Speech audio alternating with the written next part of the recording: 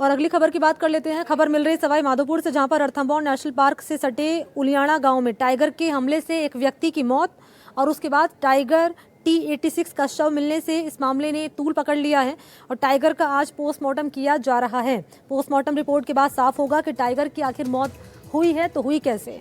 शनिवार को बाघ के हमले में ग्रामीण की दरअसल मौत हो गई थी। मौत को लेकर ग्रामीणों में गुस्सा है, नाराजगी है। लोगों ने मांगों को लेकर सड़क जाम किया था।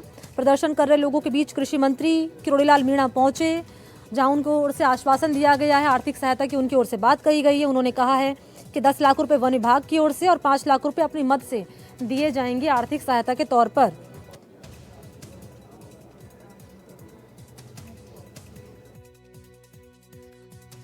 हमारे यहाँ एक प्रावधान कराना पड़ेगा।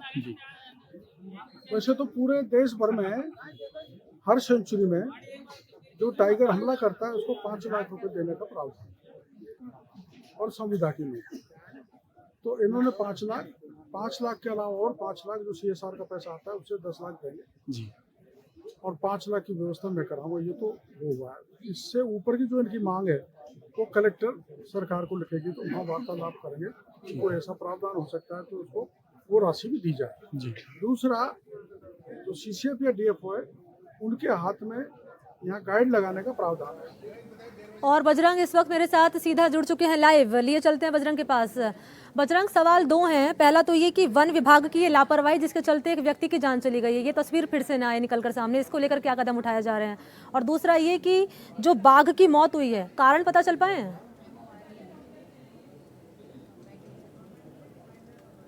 सवाई माधोपुर में होती रहती है, लेकिन वन विभाग लापरवाही बरतने से बाज नहीं आता है। और एक बार फिर वन विभाग की लापरवाही का नतीजा था कि एक ग्रामीण को अपनी मौत देनी पड़ी, उस ग्रामीण की मौत हो गई। क्योंकि ये शनिवार की घटना थी, शनिवार से ही ये घटनाक्रम चल रहा है। शनिवार को जब ग्रामीण भरतलाल मीणा अपने गांव के नजदीक बकरियां चरा रहा था, उसके खेत पे ही टाइगर ने हमला कर दिया और उसको मौत के घाट उतार दिया। गुस्साए ग्रामीणों ने शव को सड़क पर रखकर प्रदर्शन किया। करीब 21-22 घंटे तक ये प्रदर्शन चला।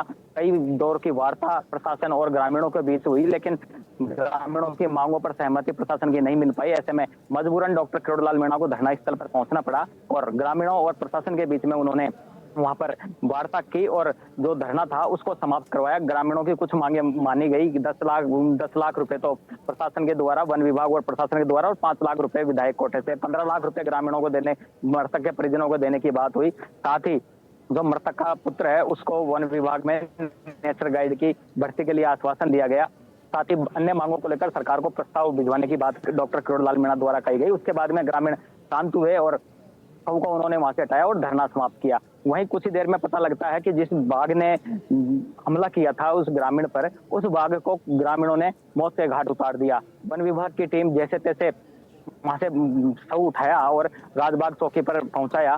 आज सुबह से ही शव के पोस्टमार्टम की यहाँ पर तैयारी की जा रही थी। शव के पोस्टमार्टम, बाघ के शव के पोस्टमार्टम को लेकर जयपुर से एक चिकित्सकों की टीम यहाँ पहुंची। चिकित्सकों की टीम पहुंचने की वजह से पोस्टमार्टम में देरी हुई। चिकित्सकों की टीम जब यहाँ पहुंची तो बाघ के शव का यहाँ पर पोस्टमार्टम किया गया और पोस्टमार्टम के दौरान बाघ के शरीर पर कई सारे चोटों के निशान मिले हैं, गहरे घाव मिले हैं, धारदार हथियार के निशान मिले हैं। तो वन विभाग के अधिकारियों का कहना है कि मानव और बाघ के संघर्ष में ही बाघ की मौत हुई है। ग्रामीणों की वजह से ही, ग्रामीणों ने ही बाघ को मौत के घाट उतारा। क्योंकि भरतलाल मीणा की जब मौत हुई उसके कुछ घंटे बाद ही पता लग गया था कि ग्रामीणों ने एक बाघ को मार दिया, लेकिन वन विभाग की टीम अनभिज्ञता जाहिर कर चली और कल यानी कि करीबन 24 घंटे के बाद में वन विभाग की टीम ने शव को वहां से उठाया और आज उसका पोस्टमार्टम किया गया। अभी वन विभाग के जो अधिकारी है वो पूरी रिपोर्ट तैयार कर रहे हैं। रिपोर्ट तैयार करके और जयपुर के जो उच्च अधिकारी उनको भेजा जाएगा। उसके बाद में ही जिन लोगों ने बाघ की यानी क्लियर नहीं हो पाया अब तक कि आखिर बाघ की मौत हुई है तो हुई कैसे। बहुत शुक्रिया आपका बजरंग, तमाम जानकारी इस खबर पर साझा करने के लिए।